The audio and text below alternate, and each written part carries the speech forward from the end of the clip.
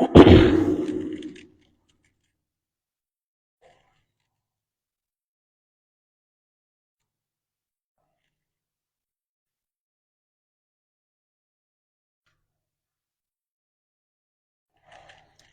لله نحمده ونستعينه ونستغفره ونؤمن به ونتوكل عليه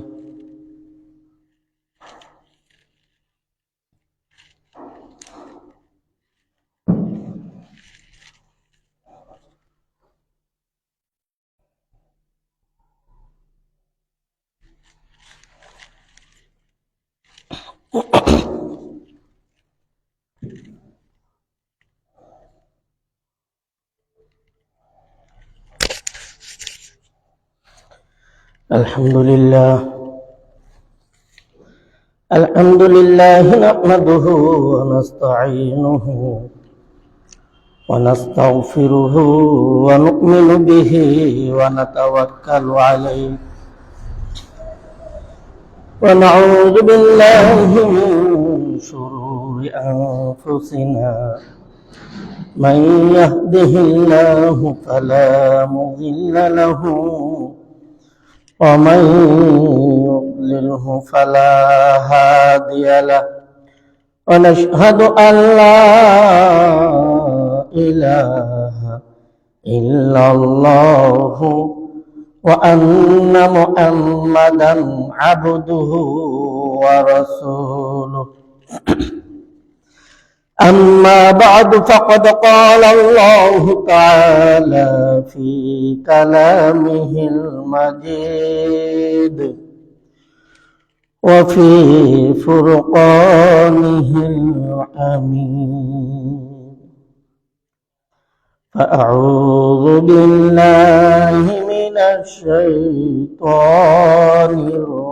الرجيم بسم الله الرحمن الرحيم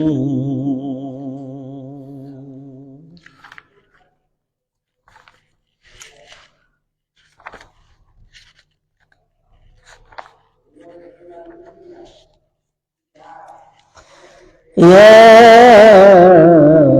أيها الناس إنا خلقناكم من ذكر وأنثى وجعلناكم شعوبا وقبائل لتعارفوا إن أكرمكم عند الله أتقاكم إلى الآخر الآية. بسم الله الرحمن الرحيم. ما كان محمد أبا أحد من رجالكم ولكن رسول الله وخاتم النبي وكان الله بكل شيء عليما. إن الله وملائكته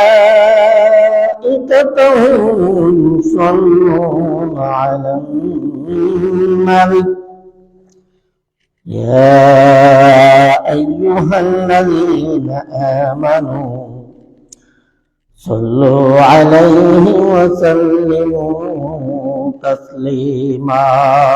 اللهم صل على سيدنا مولانا محمد وعلى آل سيدنا مولانا محمد. اللهم صل على سيدنا مولانا محمد وعلى آل سيدنا مولانا محمد দুনিয়ায় আমরা সবাই পরকালের পেছনে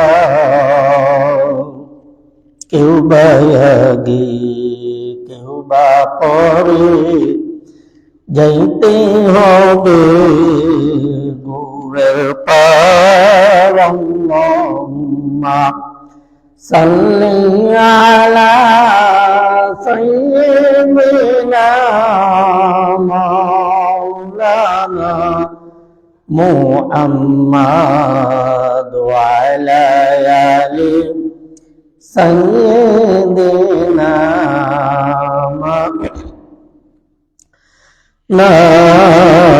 মুহাম্মদ ধন্য গোয়ামে নবী ধন্য আপনার জিন্দেগি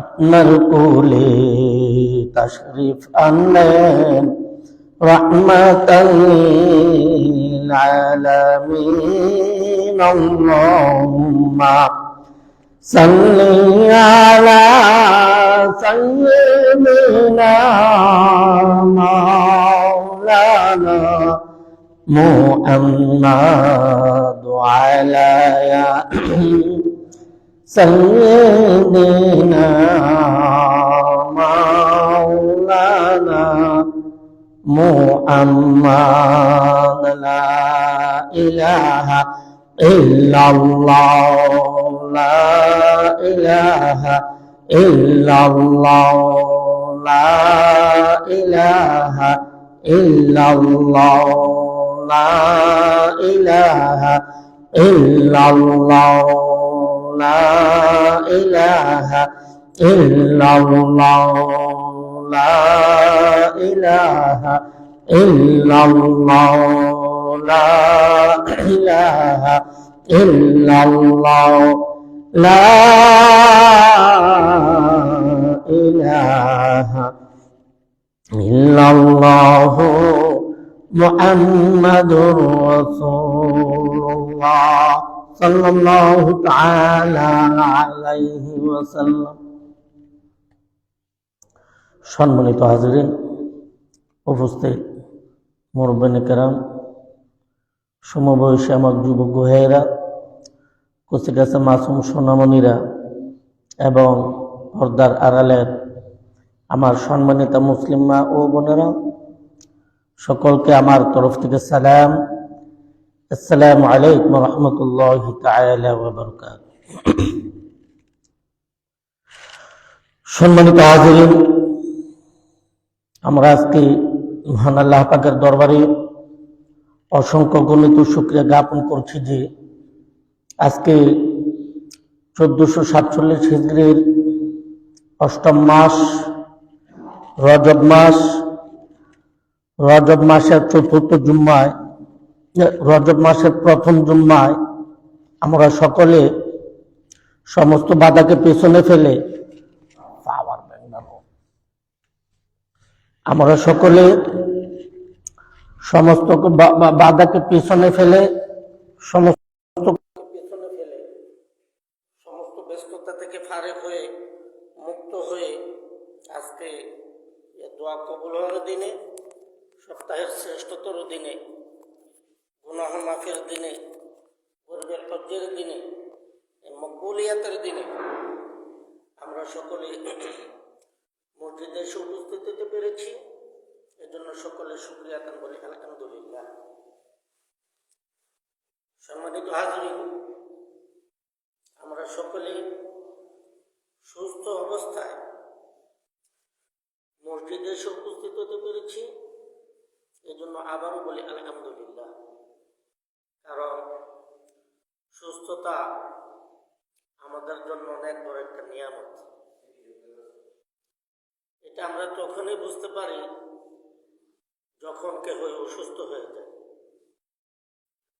সম্মানিত হাজিরিন, এই মাস শাবান মাস। তো আমি আপনাদের সম্মুখে শাবান মাস একটি সম্মানিত মাস।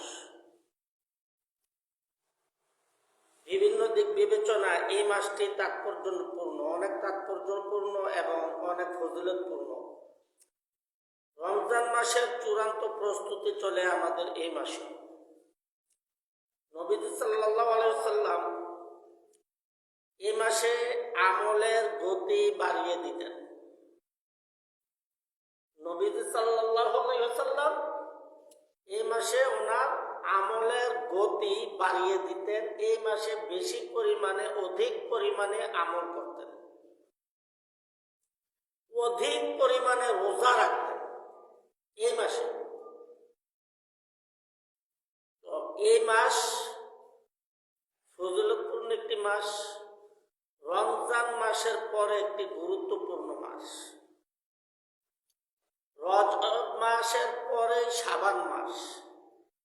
শাবান শব্দের শাব্দিক অর্থ হচ্ছে জমা হওয়া বা একত্রিত হওয়া। অবশ্য ভিন্ন ভিন্ন ক্ষেত্রে বিক্ষিপ্ত হওয়া বা ছড়িয়ে যাওয়ার ক্ষেত্রেও এই শাবান শব্দটি ব্যবহৃত হয়। এই মাস আমল জমা করার মতো একটি মাস। এই মাসটি ঐতিহাসিকভাবেও নানা ঘটনার সাক্ষী হয়ে আছে। অনেক ঘটনার সাক্ষী হয়ে আছে এই ফজিলতপূর্ণ এই শাবান মাস। যেহেতু শাবান মাস চলমান, তাই এসব বিষয়কে আলোচনা না করে আমরা শাবান মাসের ফজিলত, শাবান মাসের ঐতিহাসিক কিছু ঘটনা নিয়ে আলোচনা করব। শাবান মাসের ফজিলত নিয়েই আলোচনা করতে হবে, যেহেতু আমাদের হাতে সময় কম।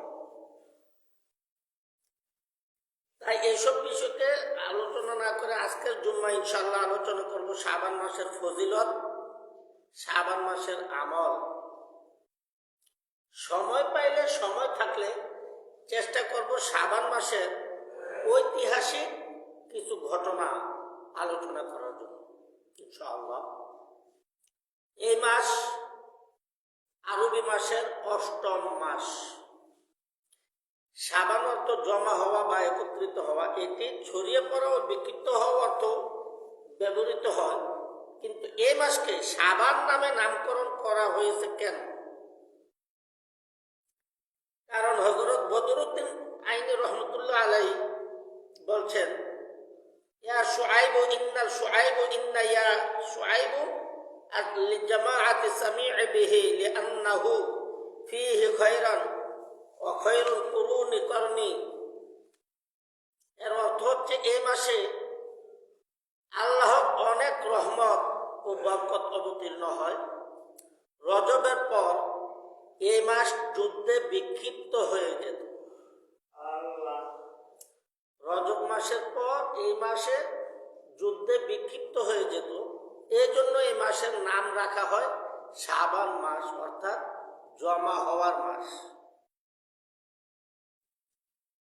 এই মাসেই কিন্তু আমাদের উপর রোজা ফরজ হয়।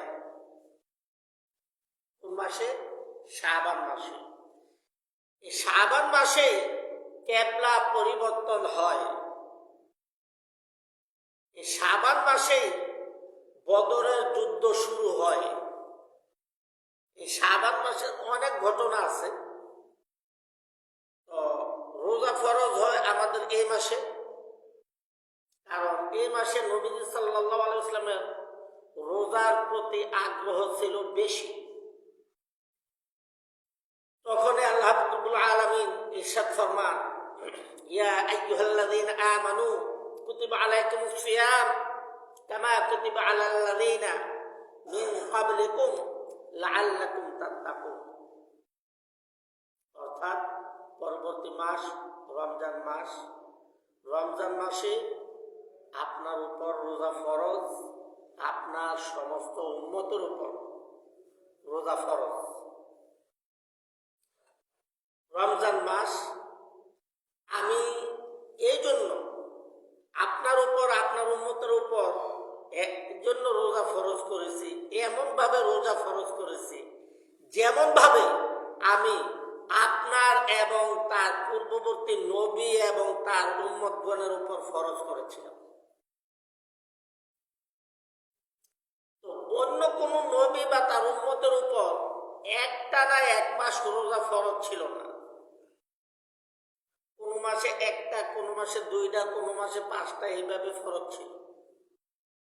কিন্তু একটানা 1 মাস রোজা ফরজ হয়েছে নবী মুহাম্মদুর রাসূলুল্লাহ সাল্লাল্লাহু আলাইহি ওয়াসাল্লামের উম্মতের উপর। এই মাস সম্মানিত একটি মাস, সম্মানজনক একটি মাস। এই মাসকে অবহেলা করার নয়। আমরা যে যাই কিছু করি না কেন, অন্তত এই মাসটাকে যেন আমরা একটু গুরুত্ব দিই। নামাজ পড়ছি, নামাজ পড়ে, নামাজ পড়ব, কিন্তু অন্তত এই মাসটা আমরা চেষ্টা করব আমরা যেন মসজিদে জামায়াতের সহিত নামাজটা আদায় করতে পারি। এই মাসটা একটু গুরুত্ব দিয়ে আমরা চেষ্টা করব মসজিদে যেন জামায়াতের সহিত আমরা নামাজটা আদায় করতে পারি। এই মাস কিবলা পরিবর্তন হওয়ার মাস। নবীজি সাল্লাল্লাহু আলাইহি ওয়াসাল্লাম যতক্ষণ মক্কায় ছিলেন ততক্ষণ পর্যন্ত বাইতুল মুকাদ্দাস এবং বাইতুল আরম এই দুটিকে সামনে রেখে নবীজি সাল্লাল্লাহু আলাইহি ওয়াসাল্লাম নামাজ আদায় করতেন। কিন্তু নবীজি সাল্লাল্লাহু আলাইহি ওয়াসাল্লাম যখন 53 বছর বয়সে মক্কা ছেড়ে মদিনায় আগমন করেন, মক্কার নির্যাতন 13 বছর সহ্য করেছেন। 13 বছর মক্কার নির্যাতন সহ্য করেছেন। 13 বছর পরে আল্লাহর হুকুমে নবীজি সাল্লাল্লাহু আলাইহি ওয়াসাল্লাম কিন্তু মদিনায় পলায়ন করেননি, মক্কা দূরে ঠেলে দেননি। নবীজি সাল্লাল্লাহু আলাইহি ওয়াসাল্লাম মক্কা থেকে মদিনায় গমন করেন আল্লাহর হুকুমে। আল্লাহর হুকুমে মদিনায় গমন করেন। নবীজি সাল্লাল্লাহু আলাইহি ওয়াসাল্লাম মদিনায় যাওয়ার পরে, মদিনায় গেলেন, মদিনায় যাওয়ার পরে বাইতুল মুকাদ্দাস এবং বাইতুল আরম এই দুটিকে একসাথে সামনে রেখে নামাজ আদায় করা সম্ভব না।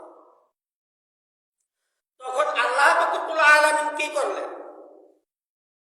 তখন আল্লাহ পাক রব্বুল আলামিন নবীজি সাল্লাল্লাহু আলাইহি ওয়াসাল্লাম মদিনায় গমন করার পরে 16 থেকে 17 মাস বাইতুল মুকাদ্দাসকে সামনে রেখে নামাজ আদায় করেছেন। বাইতুল মুকাদ্দাস ছিল দক্ষিণ দিকে, আর বাইতুল্লাহ ছিল উত্তর দিকে, মসজিদুল আরাম ছিল উত্তর দিকে। কিন্তু দুটিকে একসাথে সামনে রেখে নামাজ আদায় করা সম্ভব না। 16 থেকে 17 মাস নবীজি সাল্লাল্লাহু আলাইহি ওয়াসাল্লাম বাইতুল মুকাদ্দাসকে সামনে রেখে নামাজ আদায় করেছেন। আমরা হয়তো অনেকেই জানি না। কিবলা পরিবর্তন হয়েছে। আমাদের প্রথম কাবা কি ছিল ওইটাও আমরা জানি না, আমরা মুসলমান। 16 থেকে 17 মাস পরে আল্লাহ রাব্বুল আলামিন ওহীর মাধ্যমে জানিয়ে দিলেন কাবাকে সামনে রেখে নামাজ আদায় করুন, কাবাকে সম্মান করুন, অর্থাৎ বাইতুল্লাহ হেরেম শরীফ। পরে 16 থেকে 17 মাস পরে নবীজি সাল্লাল্লাহু আলাইহি ওয়াসাল্লাম আল্লাহর হুকুমে বাইতুল্লাহকে সামনে রেখে নামাজ আদায় করা শুরু করলেন। এর পূর্ব মুহূর্ত পর্যন্ত বাইতুল মুকাদ্দাসকে সামনে রেখেই নামাজ আদায় করতেন। তো যখন মক্কার দিকে ফিরে মক্কার দিকে রুখ নিয়ে নামাজ আদায় করতে লাগলেন, এরপরে এটা পরিবর্তন হয়নি আর হওয়ার কোনো সম্ভাবনাও নেই, যেহেতু সামনে আর কোনো নবী আসবে না, এই জন্য আর কোনো সম্ভাবনা নেই। আর সামনে যে নবী আসবে, যারা দেখা দিবে, তারা সবাই ভণ্ড, তারা সবাই প্রতারক, তারা সবাই ধোঁকাবাজ। কিয়ামত পর্যন্ত যারা নবী আসবে দুনিয়ায়, তারা ভণ্ড, তারা প্রতারক, তারা ধোঁকাবাজ। আমরা তাদের থেকে বিরত থাকব, যেহেতু আমরা দলিল পেয়েছি খাতামুন নবিয়্যিন, অর্থাৎ নবীজি সাল্লাল্লাহু আলাইহি ওয়াসাল্লামের দ্বারা নবুয়তের দরজাকে খতম করে দেয়া হয়েছে, অর্থাৎ শেষ করে দেয়া হয়েছে। আর কোন নবী দুনিয়ায় আসবে না। নবীজি সাল্লাল্লাহু আলাইহি ওয়াসাল্লাম দুনিয়ায় থাকতেও আরেকজন নবীর দাবিদার ছিল, সেও ভণ্ড। এরপরে আরো 3 জন আমরা পাইছি, তারাও ভণ্ড, তারাও প্রতারক। কিয়ামত পর্যন্ত, ততক্ষণ পর্যন্ত কিয়ামত হবে না যে পর্যন্ত 30 জন নবী এবং 30 জন দাজ্জাল দুনিয়ায় প্রকাশ না পাবে, ততক্ষণ পর্যন্ত কিয়ামত হবে না, এটা নিশ্চিত। আমরা চেষ্টা করব সমস্ত দাজ্জাল এবং সমস্ত নবী, ভণ্ড নবী, প্রতারক নবী, ধোঁকাবাজ নবী, ওই সমস্ত নবীদের থেকে দূরে থাকার।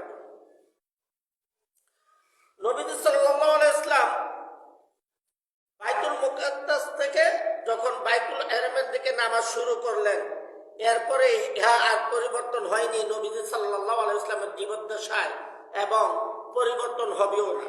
নবীজি সাল্লাল্লাহু আলাইহি ওয়াসাল্লাম এই মাসে যে পরিমাণ রোজা রাখতেন, মা আয়েশা সিদ্দিকা রাদিয়াল্লাহু তাআলা আনহা বলছেন যে আমি নবীজি সাল্লাল্লাহু আলাইহি ওয়াসাল্লামকে এই মাসে যে পরিমাণ রোজা রাখতে দেখেছি, অন্য কোন মাসে, অন্য যে আরো 10টি মাস, রমজান মাস ব্যতীত, এই মাস ব্যতীত আরো 10টি মাস, ওই 10 মাসের কোন মাসে আমি এই পরিমাণ রোজা রাখতে বা এই পরিমাণ ইবাদত বন্দেগী করতে আমি আর অন্য কোন মাসে দেখি নাই। কি বলতেছে? মা আয়েশা সিদ্দিকা রাদিয়াল্লাহু তাআলা আনহা বলতেছে, নবীজি সাল্লাল্লাহু আলাইহি ওয়াসাল্লামের সমস্ত বিবিগণ আমাদের মা, তাদের সাথে আমাদের পর্দা নেই, তাদের সাথে আমাদের বিবাহ জায়েজ নেই, তাদের সমালোচনা করার কোনো সুযোগ নেই। কোন নবীর বিরুদ্ধে, কোন সাহাবার বিরুদ্ধে, কোন তাবেঈনের বিরুদ্ধে, কোন তাবেঈনের বিরুদ্ধে আমাদের সমালোচনা করার সুযোগ নেই। তাহারা ছিলেন নিষ্পাপ, মাসুম, বেগুনা। তারা ভুল করেছেন এটা বলাও আমাদের জন্য ঠিক নয়, আমাদের জন্য সমীচীন নয়। এটা বলতেও আমাদেরকে এমন ভাবে বলতে হবে যেন বেয়াদবি না হয়, যেন তাদের মানহানি না হয়, যাতে তাদের মান সম্মানে আঘাত না লাগে, এমন ভাবে আমাদেরকে বলতে হবে। আমরা এ ব্যাপারে খুবই সতর্ক থাকতে হবে। এই রজব মাস নবীজি সাল্লাল্লাহু আলাইহি ওয়াসাল্লাম, মা আয়েশা সিদ্দিকা রাদিয়াল্লাহু তাআলা আনহা বলছেন, নবীজি সাল্লাল্লাহু আলাইহি ওয়াসাল্লাম এই রজব মাসে একদিন পর পর রোজা রাখতেন। একদিন পর পর রোজা রাখতেন, একটা রোজা রাখতেন, একটা রোজা ভাঙতেন, একটা রোজা রাখতেন, একটা রোজা ভাঙতেন, এইভাবে রোজা রাখতেন। এই রজবের শাবান মাসে এইভাবে রোজা রাখতেন। এইভাবে রোজা রাখতে গিয়ে যদি সোমবার এসে যায়, রোজা ভাঙ্গার দিন, সোমবারের রোজাটা ভাঙতেন না, সোমবারের রোজাটাও রাখতেন। যদি বৃহস্পতিবার এসে যায়, রোজা ভঙ্গের দিন, বৃহস্পতিবারের রোজাটা ভাঙতেন না, বৃহস্পতিবারের রোজাটাও রেখে দিতেন। এ সময় যদি আইয়ামে বীজের রোজা যখন আসতো, তখনকার রোজাগুলো উনি ভাঙ্গেন নাই। একটা না 3টা, প্রয়োজনে 4টা বা প্রয়োজনে 5টা রোজাই উনি রেখে দিতেন। কিন্তু এই আইয়ামে বীজের রোজাও নবীজি সাল্লাল্লাহু আলাইহি ওয়াসাল্লাম কখনো ভাঙ্গেননি। উনি ওনার জীবদ্দশায় কখনো প্রতি চন্দ্র মাসের 13, 14, 15 এই 3টা রোজা কখনো ভাঙেননি। যদিও এই রোজাগুলা নফল, নফল হইল এই রোজাগুলা সুন্নাত, সুন্নাতে গায়রে মুআক্কাদ। এই রোজাগুলো হচ্ছে সুন্নতে গায়রে মুআক্কাদা। যেমন আমাদের আসরের সুন্নত 4 রাকাত, এশারের সুন্নত 4 রাকাত, ওই নামাজগুলোর মতো সুন্নতে গায়রে মুআক্কাদ। রাখলে সওয়াব হবে, না রাখলে গুনাহ হবে না। আর সওয়াবটা কতটুকু পরিমাণে হবে তা বলে শেষ করা সম্ভব না। যেমন আল্লাহর, যেমন হযরত আহমদ ইবনে হাম্বল, উনি এক পরোটার দোকানে পরোটা খেতে গেলেন, এক হোটেলে নাস্তা করতে ঢুকলেন। উনি দেখলেন, উনি খেয়াল করলেন ওইখানে যিনি পরোটা ভাজতেছেন উনি শুধু আস্তাগফিরুল্লাহ পড়তেছেন। পরোটা খোলাই দিতে আস্তাগফিরুল্লাহ, পরোটা তুলতে আস্তাগফিরুল্লাহ, পরোটা চাপ দিতে আস্তাগফিরুল্লাহ, পরোটাটা বলা দিতে আস্তাগফিরুল্লাহ, যাই করতেছেন উনি প্রতি শ্বাসে শ্বাসে উনি শুধু আস্তাগফিরুল্লাহ আস্তাগফিরুল্লাহ আস্তাগফিরুল্লাহ বলতেছেন, শুধু আস্তাগফিরুল্লাহ। তখন হযরত আহমদ ইবনে হাম্বল উনি আশ্চর্যান্বিত হয়ে গেলেন। আশ্চর্য হয়ে ওই কারিগরকে জিজ্ঞাসা করলেন, ওহে ভাই, আমি তোমার কোনো মাহাত্ম্য বুঝলাম না। ইলমুজ জিকির, সবচেয়ে বড় জিকির হচ্ছে লা ইলাহা ইল্লাল্লাহ। এর চেয়ে বড় জিকির আর হয় নাই, হইতেও পারে না। আর তুমি শুধু আস্তাগফিরুল্লাহ পড়তেছ, এটার কারণ কি আমাকে একটু বুঝিয়ে বলবে? তখন ওই কারিগর বলতেছেন, হুজুর, আমি আস্তাগফিরুল্লাহ পড়ার কারণে আমাকে আল্লাহ পাক রব্বুল আলামিন মুস্তাজাবুদ দাওয়াত হিসেবে ঘোষণা করেছেন। আল্লাহু আকবার, মুস্তাজাবুদ দাওয়াত হিসেবে ঘোষণা করেছেন। এখন আপনি বলবেন আমাকে যে মুস্তাজাবুদ দাওয়াত হিসেবে ঘোষণা করেছেন, এটা আমি বুঝলাম কিভাবে? কারণ আমি আমার জীবনে যত দোয়া করেছি আস্তাগফিরুল্লাহর কারণে। আমি আমার জীবনে যত পরিমাণ দোয়া করেছি, আমার সমস্ত দোয়া কবুল দোয়ার সাথে সাথে আমি দোয়া শেষ করার আগেই আমার দোয়া কবুল হয়ে যায়। কিন্তু হুজুর, বড়ই আফসোস, বড়ই পরিতাপের বিষয়, বড়ই দুঃখের বিষয়, আমার একটা দোয়া এই পর্যন্ত কবুল হয় নাই। বাকি সমস্ত দোয়া আমি দোয়া শেষ করার আগেই কবুল হয়ে যায়। তখন হযরত আহমদ ইবনে হাম্বল উনি জিজ্ঞাসা করতেছেন, ওহে আল্লাহর বান্দা, আমার মিল্লাতের ভাই, আমি তোমার কাছ থেকে জানতে চাই, কোন সেই দোয়া, যে দোয়াটা আল্লাহ তোমার এখনো কবুল করেন নাই? তোমার কোন দোয়াটা আল্লাহ এখনো কবুল করেন নাই, আমি ওইটা জানতে চাই। তখন উনি চোখের পানি ছেড়ে দিলেন, ছেড়ে দিয়ে বললেন, হুজুর, আমার বড় দুঃখ হয়, আমি ওই দোয়াটা প্রতিবারে যতবার হাত উঠাইয়া দোয়া করে আল্লাহর নিকট, প্রতিবারে আল্লাহর কাছে বলি, এবং যখন মনে মনেও বলি, সুযোগ পাই যখন, তখন মনে মনেও আমি বলি, আল্লাহ, এই জমানার শ্রেষ্ঠ ওলি হযরত আহমদ ইবনে হাম্বলের সাথে আমার সাক্ষাৎ করিয়ে দাও। কিন্তু বড়ই আফসোসের বিষয়, আমি এখনো তাকে সাক্ষাতে পাইনি। আমি যদি তাকে সাক্ষাতে পাইতাম, আমি তাকে জড়াইয়া ধরতাম, তার কপালে একটা চুমু খাইতাম, আমার বড় শখ। আল্লাহু আকবার। তখন হযরত আহমদ ইবনে হাম্বল চোখের পানি ছেড়ে দিলেন, ছেড়ে দিয়ে বললেন, ওহে আল্লাহর বান্দা, তুমি বলতেছো তোমার যে দোয়াটা কবুল হয় নাই, আল্লাহ তোমার সেই দোয়াটা আজকে কবুল করেছে। কারণ আমি সেই অভাগা আহমদ ইবনে হাম্বল, যাকে তুমি এতদিন যাবত খুঁজতেছ, আমি আহমদ ইবনে হাম্বল। তখন দুইজনে একজনে আরেকজনের দিকে দৌড়ে গেলেন, দ্রুত গতিতে গেলেন, গিয়ে জড়াইয়া ধরলেন। হযরত আহমদ আহমদ ইবনে হাম্বলের কপালে চুমু খেলেন। কিসের বরকতে, কিসের বিনিময়ে? শুধু আস্তাগফিরুল্লাহ শব্দটার বিনিময়ে। উনি শুধু জিকির করতেন আস্তাগফিরুল্লাহ, অন্য কোনো জিকির নেই, শুধু আস্তাগফিরুল্লাহ। তো কেহ যদি ইচ্ছা করে আর আল্লাহ যদি তার দিকে রহমতের দৃষ্টিতে তাকায়, আল্লাহ যে বান্দার দিকে রহমতের দৃষ্টিতে একবার মাত্র তাকান, তার জন্য জাহান্নামের আগুন হারাম হয়ে যায়। কিন্তু আল্লাহর ওই বান্দাকে কবুল করেছেন কিভাবে? আমাদেরকে আল্লাহর হয়ে যেতে হবে। ওই সুবিধা মতো হইলে আল্লাহর হুকুমটা মেনে নিলাম, আর সুবিধা মতো না হইলে ছেড়ে দিলাম, এমনটা যেন না হয়। এটা আমার সুবিধা হোক বা না হোক, আমাকে মানতেই হবে, এটা আল্লাহর হুকুম। আর সরাসরি যেটা আল্লাহর হুকুম ওইটা ফরজ, এটা আমার একটু কষ্ট হইল আমাকে মানতে হবে, যেহেতু এটা আল্লাহর হুকুম। আমরা আল্লাহর হুকুম থেকে, আল্লাহর সমস্ত হুকুম আহকাম থেকে আমরা অনেক দূরে সরে আছি।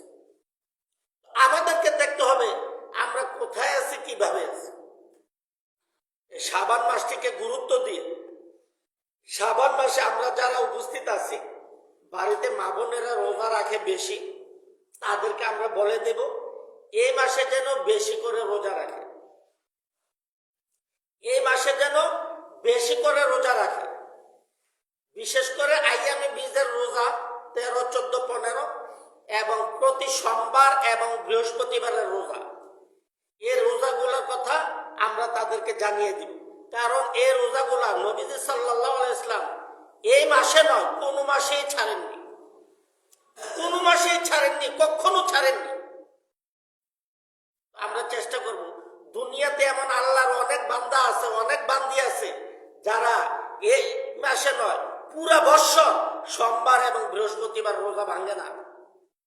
আমি এমন আল্লাহর অনেক বান্দারে দেখছি, আল্লাহ দেখাইছে পুরা বৎসরই তারা সোমবার বৃহস্পতিবারের রোজা ভাঙে না।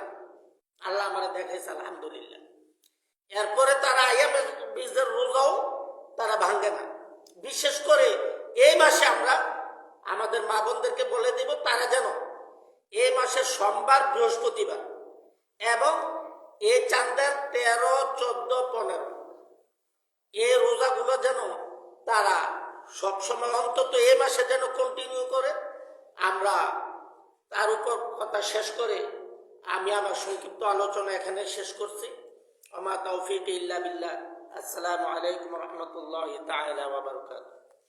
যারা সুন্নত পড়ে নাই, সুন্নত পড়ে নেই।